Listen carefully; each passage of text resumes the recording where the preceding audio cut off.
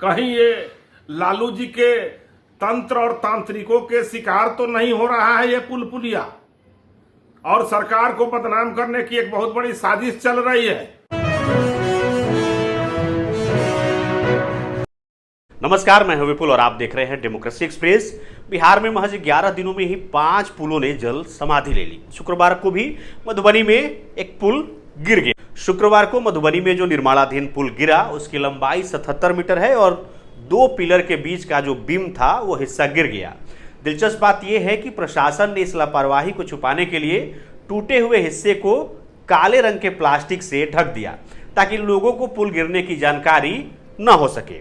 मधुबनी का यह पुल तकरीबन 3 करोड़ की लागत से बन रहा था। गौरतलब है कि बिहार में पुल गिरने का पिछले 11 दिनों में यह 5वीं घटना है। इसके बाद पुल निर्माण में लापरवाही और भ्रष्टाचार को लेकर के लगातार सवाल खड़े हो रहे हैं।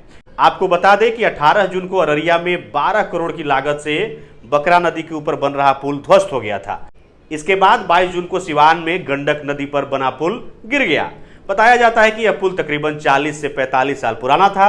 इसके बाद 23 जून को पूर्वी चंपारण में लगभग 1.5 करोड़ की लागत से बन रहा पुल ध्वस्त होने का मामला सामने आया था।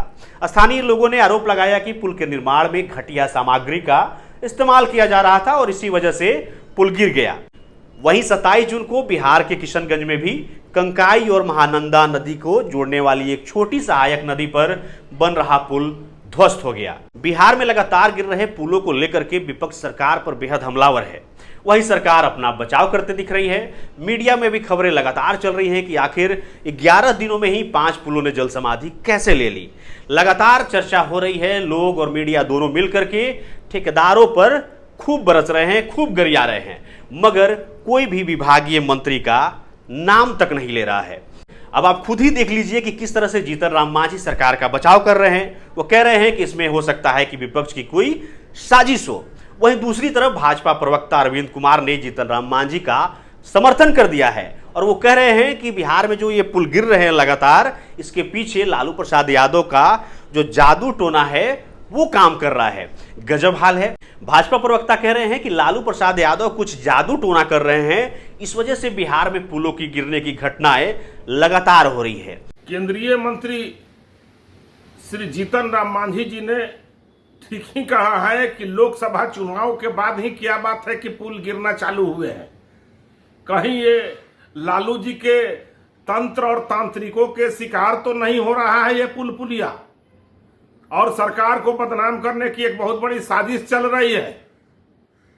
लेकिन एनडीए सरकार, नीतीश सरकार कभी भी विकास पर काम करती है, विश्वास कर काम करती है और जनता के लिए काम करती है।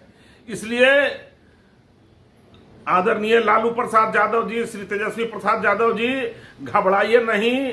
आपका तंत्र भी फेल होगा और आपके तांत्रिक भी फेल होंगे। पुल गिराने से पुल बनना नहीं रुकेगा। बिहार में पुलों का जाल बिछेगा और सड़कों का जाल बिछेगा। विकास का इतिहास लिखेगा बिहार नीतीश और मोदी की सरकार में।